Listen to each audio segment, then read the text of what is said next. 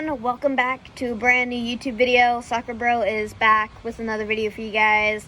I know you guys have been waiting for this video for so long, and I'm sorry that it took this long to make because there's a lot of research that had to go into this, and I've also been really busy for the past while. Around May 23rd, I won't be around because I have some business that I have to attend to through that time, and I might be gone for like the whole week. So you got this video and you got all the other videos that I've uploaded a while before. We'll see if I'll upload any other ones recently besides during that time period. And I know I look gross. That's why I'm having a bad hair day, so I'm wearing the hat. I actually got this at like Cars of Longmeadow last year. And I don't wear it too much because it's too big for my head. I have a pretty small head. But anyways, let's get into the video. Gotta get my notebook for this. And yes, it's been a while since we have done a haunted history video. And yes, I'll go back to the Vsco tunnel because there's still a lot of parts that I gotta do. This series for this place that I'm going to be doing also is going to have a lot of parts to this because there's more history and facts about this place versus the H mansion. I can't say it. If I'm saying it, if I'm still mispronouncing the name of the mansion, I'm sorry. The mansion in North Adams is what I'm going to basically say. And this place you can actually still go and visit and everything else. So, yay! Get excited for later because I do plan on actually going to this place. But again, we'll see. This is for like later down the line. So probably when summer starts, possibly we'll plan it better. But yeah. So, the S.k.piercemansion is what we're learning about today. So, yes. So, this house was built in the 1800s. So, this is another 1800s mansion. But the difference is this was built around the time the Vsco tunnel was being finished, or at least that's what it says on the website, even though it says, again, 1877, this says 1875, but I'm talking about the tunnel, not the S.k. Pierce Mansion. But again, it depends on where you get the website information from. So, yeah. And it's one of the most haunted mansions in Massachusetts, next to the other one that I covered in North Adams that you cannot visit anymore because the new owners, that was their choice, and they're turning it into a gallery. I still don't understand why. And plus, that was actually probably like the cheapest place on the ghost tours to actually go. It's sad that they lost funding for that because I still really want to go, and we can't go there.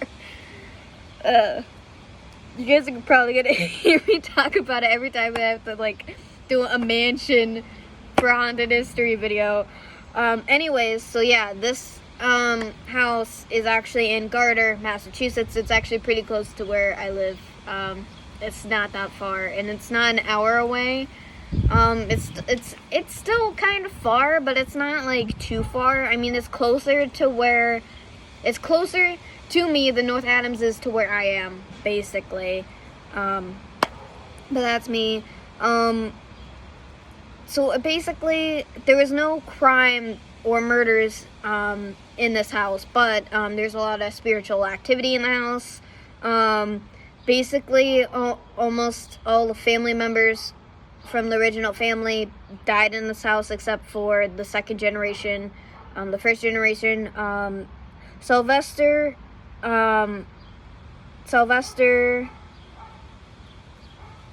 Knowlton Pierce. I'm sorry if I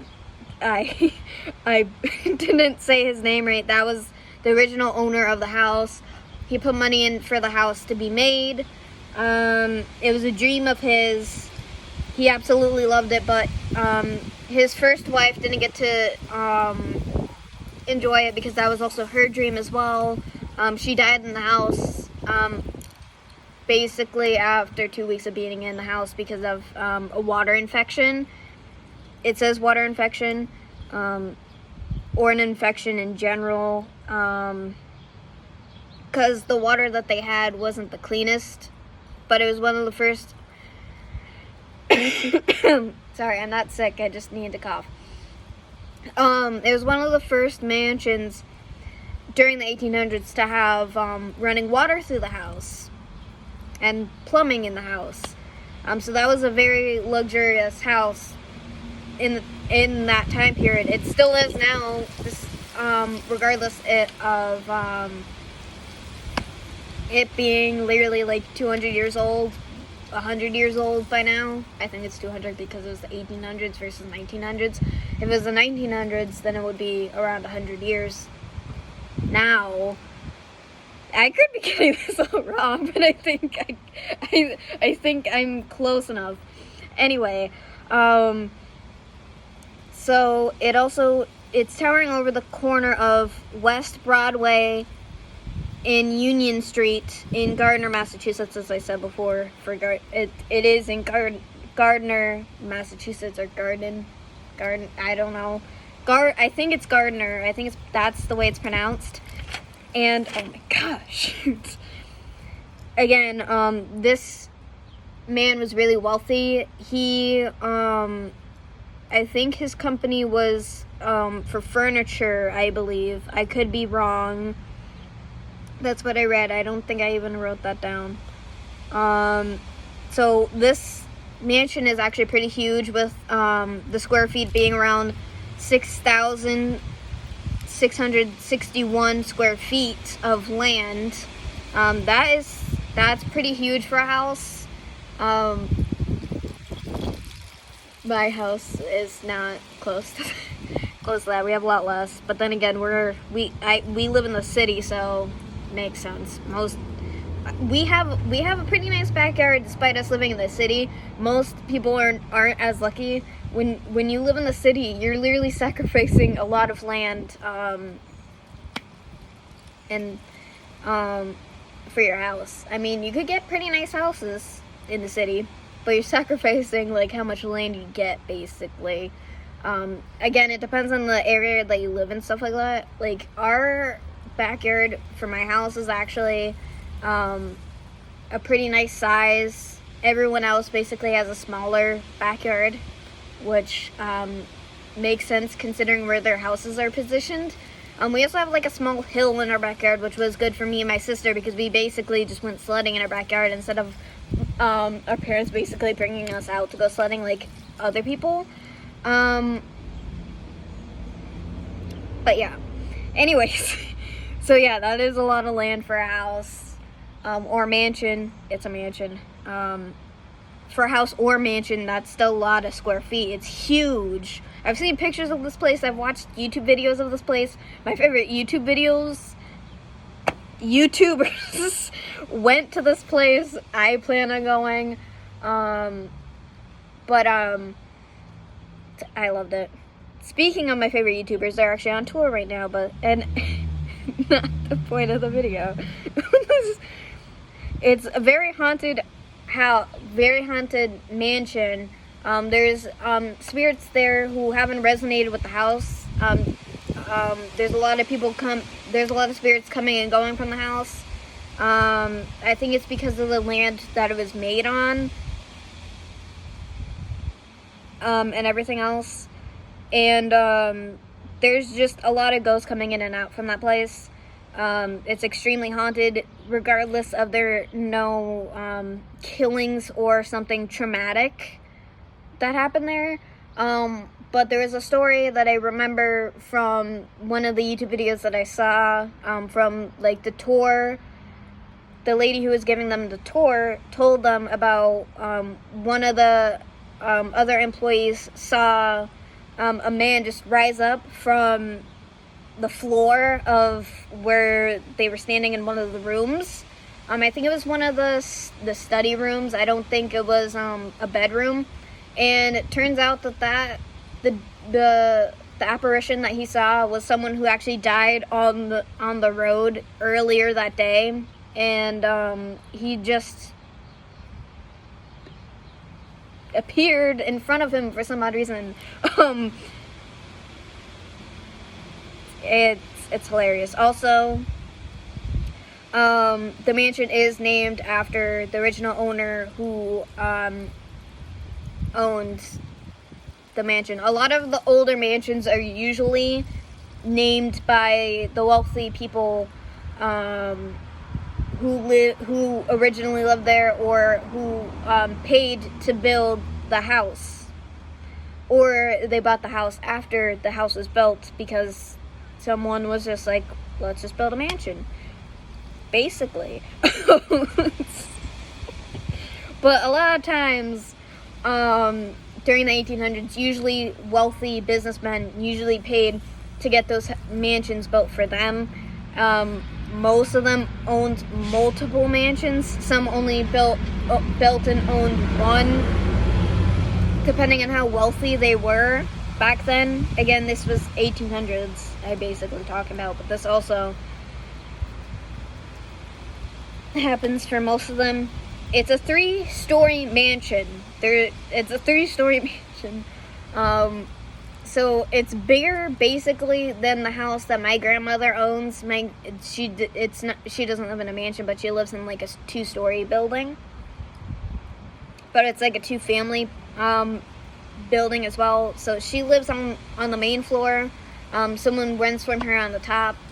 It wasn't always like that, because for a long time the upstairs apartment was basically free. We basically only went up there to like clean or do like small maintenance or whatever. But someone lives up there now. But still a beautiful house, regardless if it's a mansion or not. I spent most of my time there basically as a kid. So did my sister.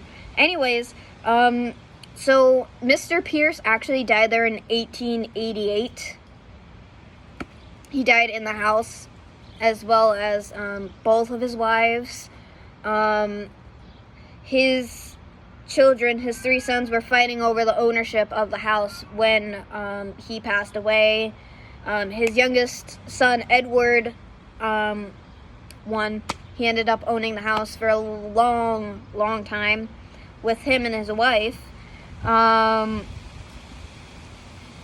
The mansion owners' wives both passed away in the house, yes, and they also passed away in the same room.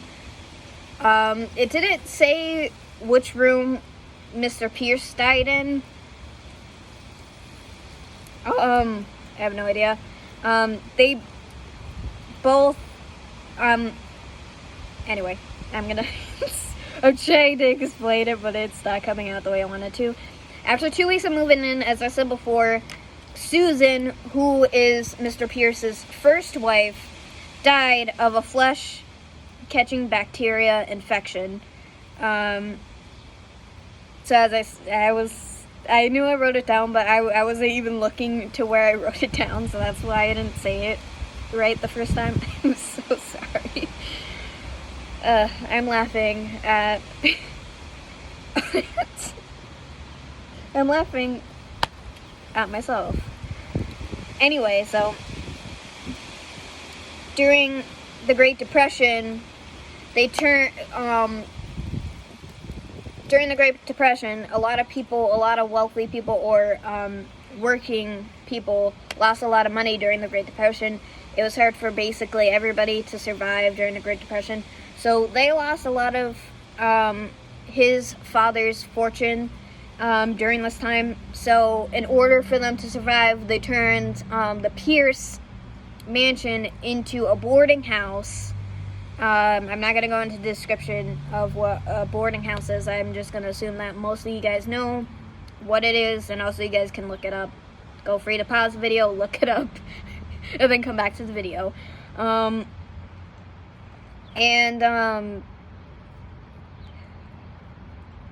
So even with all of them working in the company, they had to do that.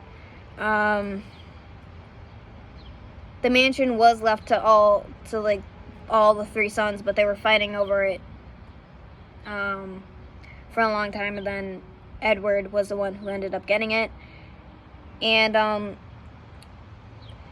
years later, his 2-year-old daughter died in the house by the same infection that her grandmother's passed away for. Because, again, the water, I don't think they purify the water, which they should have. But it doesn't, like, say if they ingested it or anything. It just says that they got an infection, so I think that they were, like, cleaning the wounds with the water without purifying it first. And that's basically how they got the...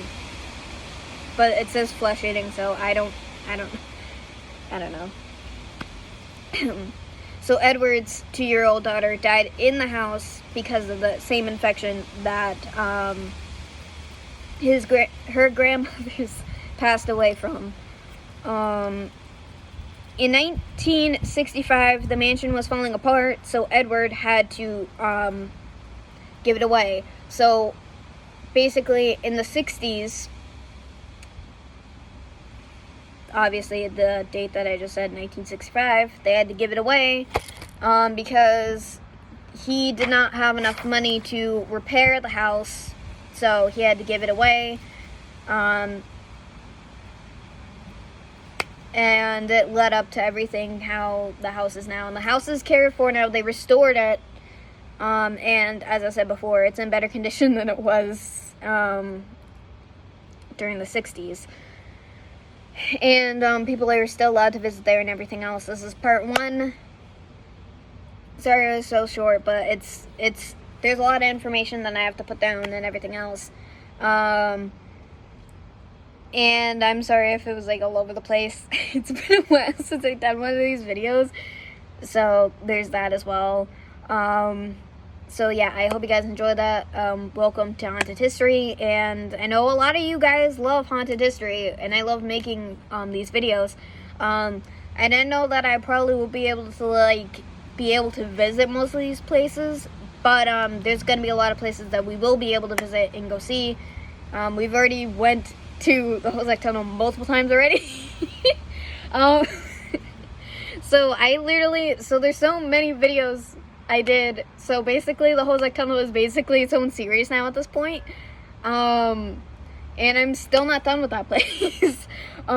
So I basically, when I was starting out, that was basically the first place I went, was there. I love haunted places, and obviously you guys know that because I make these videos. It's just either at the place or haunted history in general. I love history and I love haunted places, so combining them both is really nice to do. And I'm excited to do more videos like this, and I can't wait for the other parts.